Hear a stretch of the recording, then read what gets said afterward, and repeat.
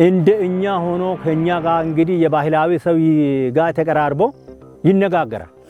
እኔ ባለኝ እድሜ 4-5 ጊዜ በቡድን ወጥቶ የምንመጣው መኪና ባለማሳለፍ መንገድ ላይ ሲቆሙ በሳይንሱ አንበሳ በእንደዚህ አይነት ሬን ፎረስት ውስጥ አይኖርም የሚል ፐርስፔክቲቭ ስላለ አርጉመንት ስላለ በእግሬ በሚሄድበት ጊዜ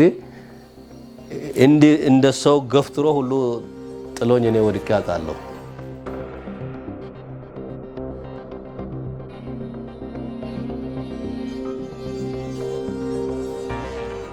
እኛ ኢትዮጵያውያን ከአንበሳ ጋር የጠበቀ ግንኙነት አለን። ለብዙ ነገሮቻችን መገለጫነት የአንበሳ ምስል እንጠቀማለን። በቀደመው አስተሳሰብ አንበሳ ማደን እንደ ጀግንነት ይቆጠር ነበር። ዛሬ ግን የዱር እንስሳት የሀገር ሀብት በመሆናቸው እንስሳትን ማደን አይደለም ይዞ መገኘትም በሕግ ያስጠይቃል። ይሁንና አንበሳ በካፋ ማህበረሰብ የተለየ ቦታ ነው ያለው። ለመሆኑ አንበሳና የካፋ ማህበረሰብ ያላቸው ግንኙነት ምን ይመስላል ስንል ወደ ደቡብ ምዕራብ ኢትዮጵያ ክልል ካፋ ዞን ጉዞ ጀምረናል።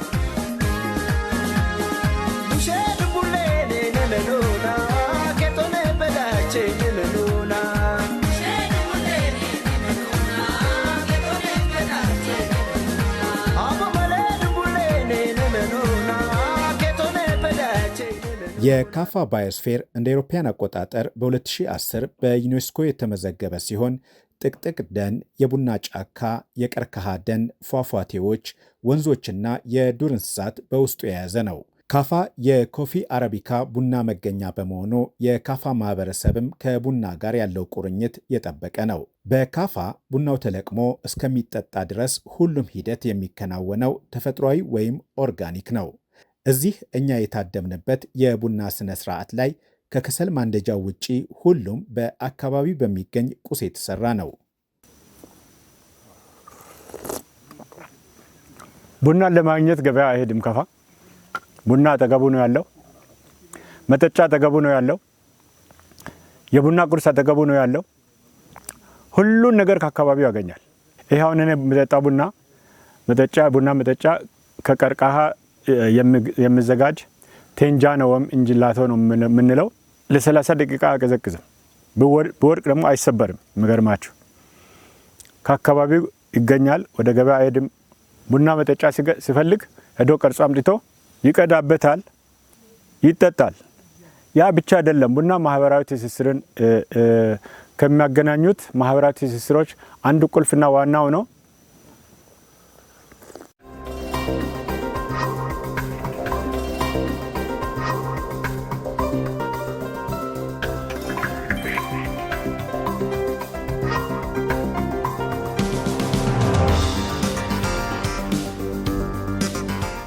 አንበሳ ሳራማና ለአደን ምቹ በሆነ ስፍራ እንጂ በዚህ ጥቅጥቅ ደን ውስጥ እንዴት ሊኖር ይችላል የሚል ጥያቄ የሚያነሱ አካላት አሉ። የአካባቢው ማህበረሰብ ግን መኖር ብቻ ሳይሆን ያለን ግንኙነት ከሌሎች የዱር እንስሳትም የተለየ ነው። በባህላችን ተከባብረን ነው የምንኖረው ይላሉ። አንበሳ ድሮ ከኛ ጋር እንግዲህ አብሮ ይኖራል። እንደኛ ሆኖ ቁጭ ብሎ ይተያያል። እኛን አይቆጥም፣ እሱንም እኛ አንቆጥም። አብረን ነው የምንኖረው። ይህንን የሚያቀርበው ማን ነው? ባህሉ ነው የሚያቀርበው። እሱ አሁን እዚህ ለማጥፋት የቻለ ምንድነው? እሱ ደግሞ የሚኖርበት ዋሻ ሁሉ ተመንጠረ፣ ለሰው ተሰጠ። ምኑ ላይ ሆኖ እኛ ጋር ይቅርብ የመነመነ ስመጣ ኢራሱ ደግሞ ህይወቱን ይዞ ህይወቱን የሚያስኖርበት ቦታ ላይ ሸሽቶ ይሄዳል። ለዚህ ነው ደግሞ ከኛ ጋር ደግሞ ርቅ ያለው። እንዶ ጣፍቶም እንግዲህ አይጣፋም አለ፣ የተወሰነ እየቀነሰ ይመጣል እንጂ መኖሩም አለ። እንደ በፊቱ ብዙ አይደለም። ለምንድን ነው ብዙ ያልሆነው? ብዙ ያልሆነው ቦታ እንግዲህ ማጣቱ ነው። ምን ይባላል? እዛ ቦታ ሰፊ ስለሆነ በፓርኩ የተጠበቀ በሆን ጎሽ እዛ ላይ ይኖራል፣ ወረቦ ይኖራል፣ ዱክላ ይኖራል። ሁሉ ነገሮች እሱ የሚበላበት ነገሮች እዛ ይኖራሉ። እዛ ላይ እየበላ እየጠቀመ ይኖራል። አሁን እንግዲህ ማብላትና መጠጥ ካጣ ምኑ ላይ ይኖራል? ችግሩ እዛ ላይ ነው። ኃይለኛ ችግር ያለ ከፋ ባዮስፌር ሪዘርቭ በአጠቃላይ ከ760 ሺህ ሄክታር በላይ አለው። 3 የባዮስፌር ዞኖችን የያዙት እዛ ውስጥም የተለያዩ ብዝሃ ህይወቶች አሉ። ካሉ ብዝሃ ህይወቶች አንዱ የኪንግ ኦፍ ፎረስት የምንለው ወይም በካፋ ከፈቾ ባህል ተሮ ነው ወይም ንጉስ ነው የሚባለው የጫካ ንጉስ ነው የሚባለውና በዛ ፕሮጀክት ላይ ከዚህ በፊት በናቡ በቢኤምዜድ ፈንድ አጠቃላይ የባዮዳይቨርሲቲ አሰስመንት ተሰርቶ ነበር 2 ሲዝን። ከዛ ውስጥ አንዱ ለአካባቢ ፍላግሺፕ ስፒሺስ ተብሎ የተለየው አንበሳ ነው፣ የአፍሪካን ላይን የሚባለው። ለምንድነው በሳይንሱ አንበሳ በእንደዚህ አይነት ሬን ፎረስት ውስጥ አይኖርም የሚል ፐርስፔክቲቭ ስላለ አርጊመንት ስላለ በኋላ በሎሮ ፓርክ ፋውንዴሽን የሚባል ባርሴሎና ያለ ነው በእነሱ በኩል ፈንድ የሁለት ዙር ፈንድ ነው ያገኘ ነው። ከዚህ በፊት የሎ ፍሮንትድ ፓሮት ላይ የ5 አብር ፕሮጀክት አሰስመንት እና ኮንዘርቬሽን ሰርተናል።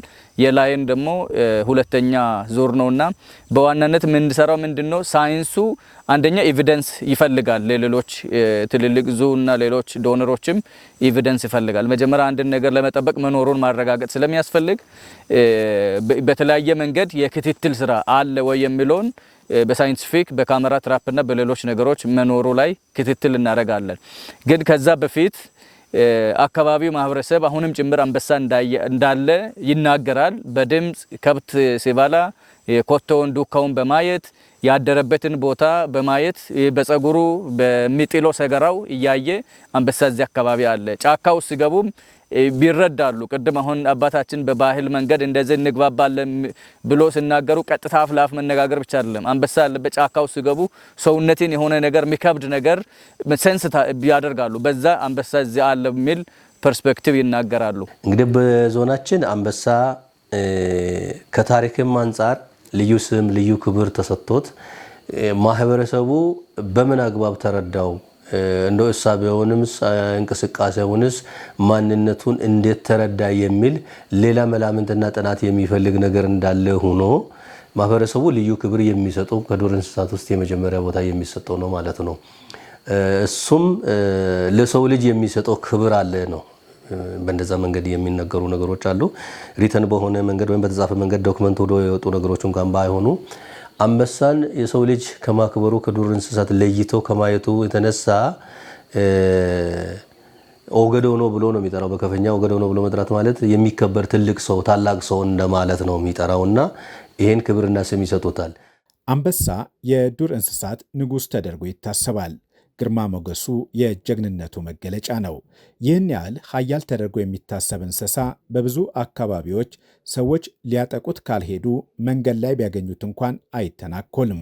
ካከበሩት በሰላም ያሳልፋል። እኔ ብዙ ጊዜ ገጥሞኛል አንበሳ። እኔ አመራር ሆኜ ብዙ ጊዜ ስለሰራ ወደ ወረዳዎች ሄዳለሁ። ከጅማ ወደ ሚዛን የሚሄድ መንገድ እየተሰራ ነበርና እንደው የመንገዱ ሁኔታ እንዴት ነው ሰዎች በሰላም እየሰሩ ነው ወይ ብለን አመራሮች ማታ ተነስተን ወደዛ ስንሄድ አንበሳ ጫካ ውስጥ ወልዳ ነበር። መኪና ሲያልፍ እየወጣች መኪና ታሳድዳለች። ለምንድን ነው ልጇ ይነካል ብላ ነው። ትንሽ የኔ ሾፌር እኔ ጋር እኔ ፊት ለፊት ተቀምጫለሁ። ሰዎች ከኋላ ሆነዋል። 2 መኪና ይዘን ነው የምንሄደው። ከበፊት አንድ ተሳቢ ዶዘር ነው የሄደ ነበርና ፈሩና መኪናውን አቆሙ። አንበሳው መንገድ ላይ እየወጣች አስቸገረች። መኪና ባለፈ ቁጥር ሩጣ ትወጣለች። ልጇ ጫካ ውስጥ ስላለ ነው። እኛ ያው አካባቢ ያሉ አርሶ አደሮች ናቸው መረጃ የሰጡ።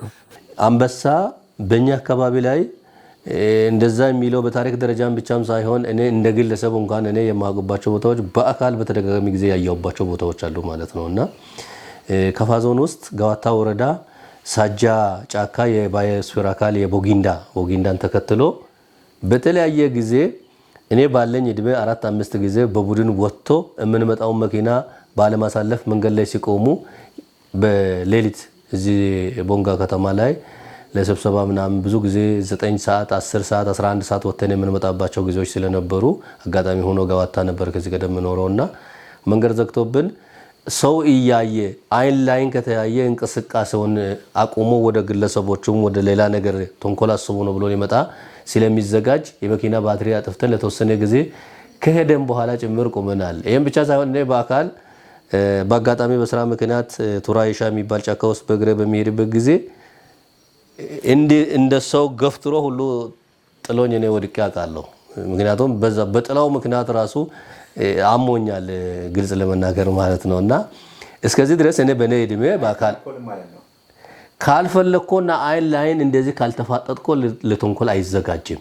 ምክንያቱም ብሉት ምንድነው ሰዎች እኔ አሁን እኔን ይዞኝ የዛ ቀበሌ ነዋሪ የነበረው ሰው እኔ ትንሽ ልምዱም ምናምኑም ጫካውን ማቋረጥ እንትን አልነበረኝምና ሰውየው እንዳየ ፊትን ሸፍነ ቶሎ ውደቅ የሚል ነገር ነው የነበረው። ካላየው ግንባር ለግንባር ካልተገጣጠምክ የት እንደገባ ወፍ የሄደ ያክል እንኳን ድምጽ የለው ስሸሽ ማለት ነውና እስከዚህ ድረስ አይቻለሁ። ይሄን ብቻም ሳይሆን በተለያየ አጋጣሚዎች ለሌላ ነገር ሰዎች ለአሁን ሰብል ምናምን ለሚያጠቁ እንትኖች ያሉበት ገመድ ላይ ሁሉ ተይዞ ምናምን እኔ በአካል አይቻለሁ።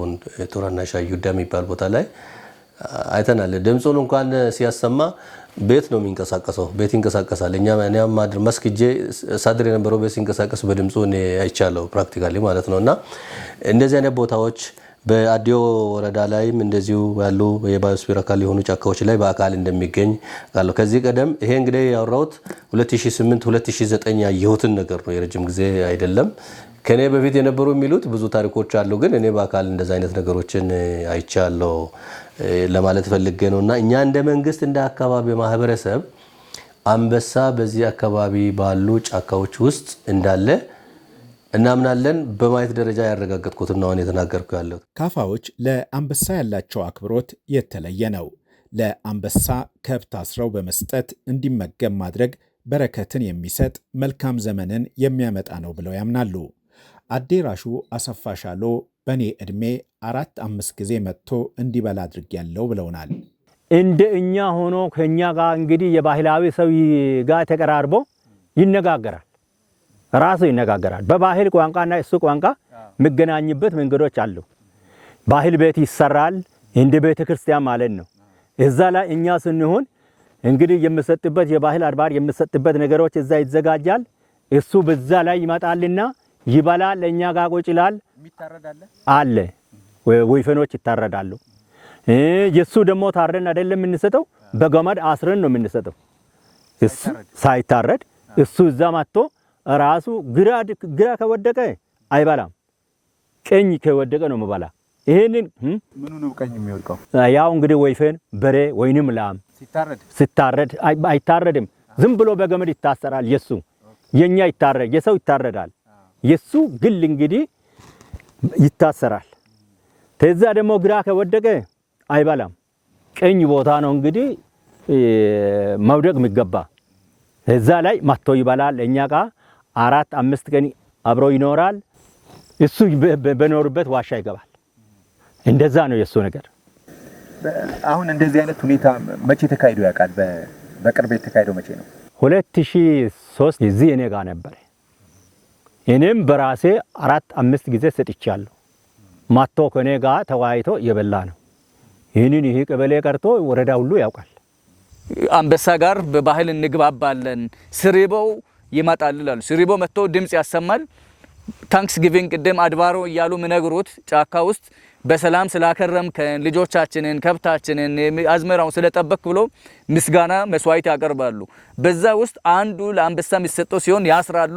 በልቶ እዛ የራሱን በልቶ ይሄዳል። ሲበላ ሲጥል ሲመታ ወደ ግራ ከወደቀ አይበላም፣ ወደ ቀኝ ከወደቀ ነው የሚበላው።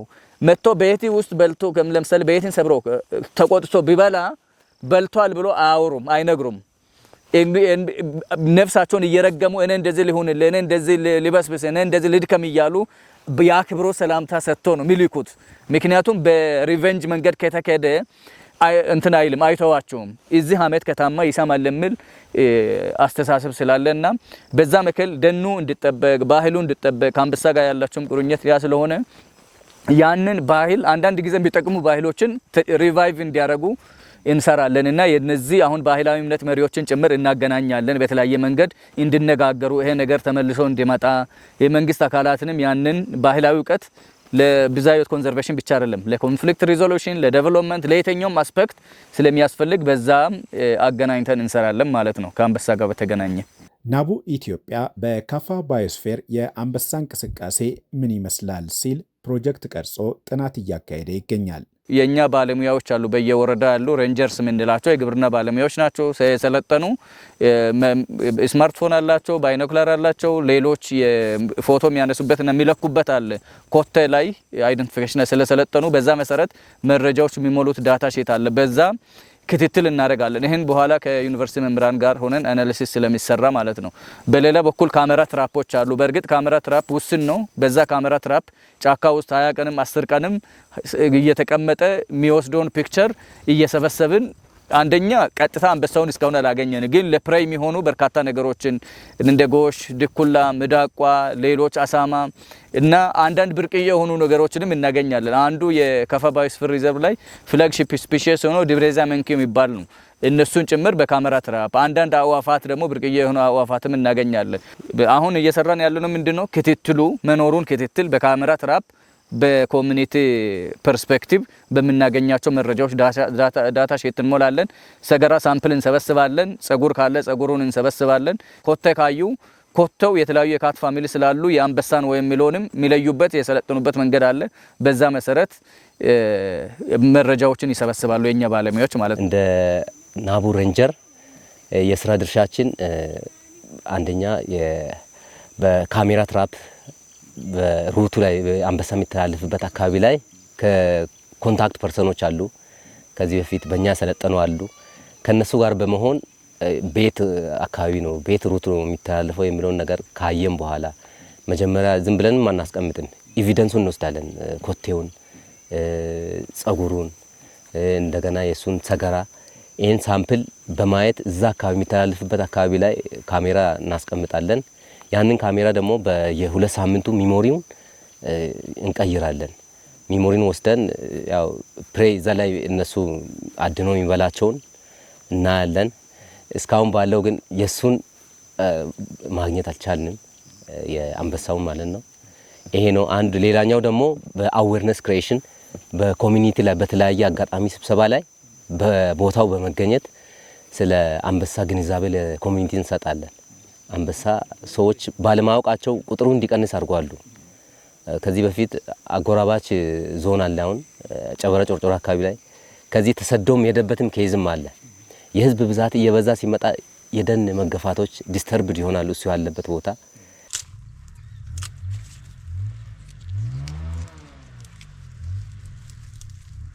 ከዛ አትብረስ ትሄድ ነው ያለው። ከዚህ ወደ ላይ የሚበልጠው አትብረስ ትሄድ ነው በደረት ከፍ በዚህ ልክ ማለት ነው። ከዚህ በታችም ችግር የለውም፣ ግን ከዚህ በላይ ከሆነ እንትኑ አልፎ ሊሄድ ይችላል። ከዛም በኋላ ይሄን እንደጨረስን ምን እናደርጋለን? ያው ጂፒኤስ ሪከርድ እንወስዳለን። ይሄን ቦታ ማለት የት ነው ያስቀመጥነው፣ ስንመጣ ያ ቦታ እንዳይጠፋብን፣ ፕላስ ደግሞ የምንፈልገው ነገር ከተገኘ ከየት አካባቢ ተገኘ የሚለውን የቦታ ጠቋሚ ኢንዲኬተር ጂፒኤስ እንወስዳለን። ያው እሱን ኦኬ ማርክ አድርጌያለሁ። ስለዚህ ማስታወሻ ላይ ወስዳለሁ ዛሬ ቀኑን። እሺ ካሜራ ሴት ስናረግ ቅድም እንደነገርኩት መጀመሪያ ቦታውን ሩቱን ሁሉም ቦታ ላይ እንትን አንልም። በእርግጥ ሰዎችም ከሰዎች ከዲስተርብድ ከሆነ ነገር ራቅ ያለ ቦታ ላይ ነው የምንወስደው። ወስደን የሚተላለፍበት አንበሳ ብቻ ሳይሆን ሌላ ያው ታዳኝም የሚተላለፉበትን ቦታ እንመርጣለን፣ ገባ ያለውን ቦታ። ከዛ እዛ ቦታ ላይ ስንወስድ ካሜራውን ሴት ስናረግ የፀሐይ መውጫና መግቢያውን ካሜራውን አንጠቀምም።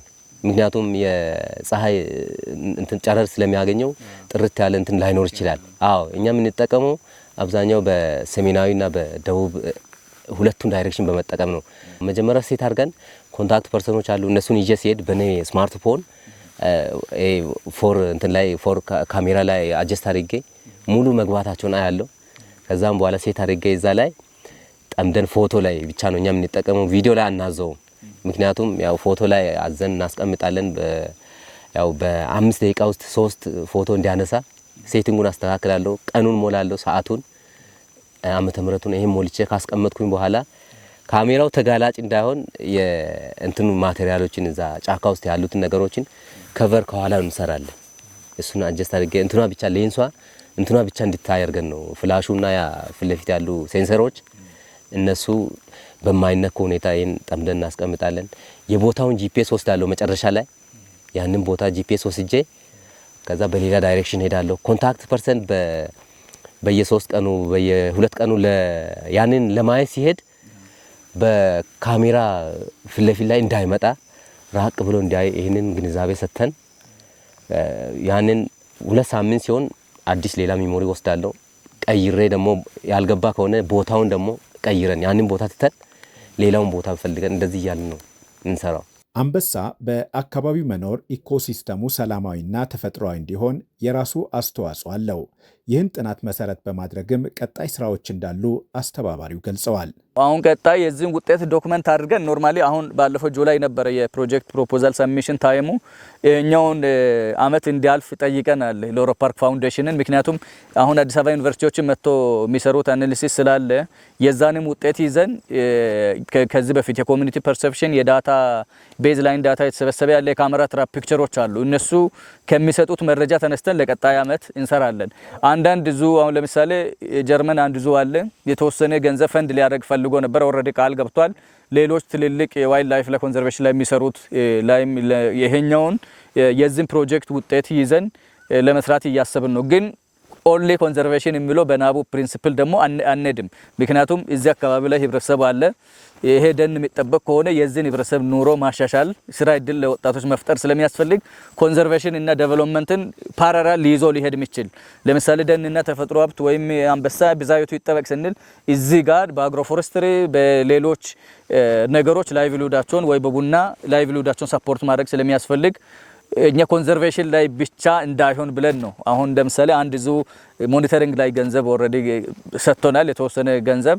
ግን ሌላ ፕሮጀክት ቀርጸን ከዛ ጋር ኮኔክት ለማድረግ ነው ጥረት እያደረግን ያለ ነው። ይሄኛው ካለቀ ሎሮ ፓርክም ኮንዘርቬሽን ላይ ተጨማሪ በጀት ለመስጠት ኦልሬዲ ረጅም ጊዜ ፓርትነራችን ነው። ቅድም እንዳልኩኝ የ5 አመት ሎሮ ፓርክ ምንድነው የሎ ፍሮንቲር ፓሮት ላይ 5 ወረዳዎች ላይ ረጅም ሰፊ ስራ ሰርተናል ከዛ ፋውንዴሽን ጋርና ተስፋዎች አሉ ከዚህ ፕሮጀክት ተነስተው። የካፋ ማህበረሰብ ለዘመናት ከትውልድ ወደ ትውልድ ያስተላለፈው የተፈጥሮ ሀብት ጥበቃ ባህል ዛሬም ዞኑ በብዝሃ ሕይወት ሀብቱ በዓለም አቀፍ ደረጃ እውቅና አግኝቶ በዩኔስኮ እንዲመዘገብ አድርጓል። ይህ የተፈጥሮ ሀብት ጥበቃ ባህል ቀጣይነት እንዲኖረው ማድረግ ደግሞ እየተመናመኑ ያሉ የዱር እንስሳት ዝርያዎችና እጽዋቶች ወደ ቀድሞ ይዞታቸው እንዲመለሱ ያደርጋል። ይህን መልካም ባህል ከትውልድ ወደ ትውልድ ለማስተላለፍ ደግሞ ማህበረሰቡ መንግስትና መንግስታዊ ያልሆኑ ድርጅቶች በቅንጅት መስራት ይጠበቅባቸዋል።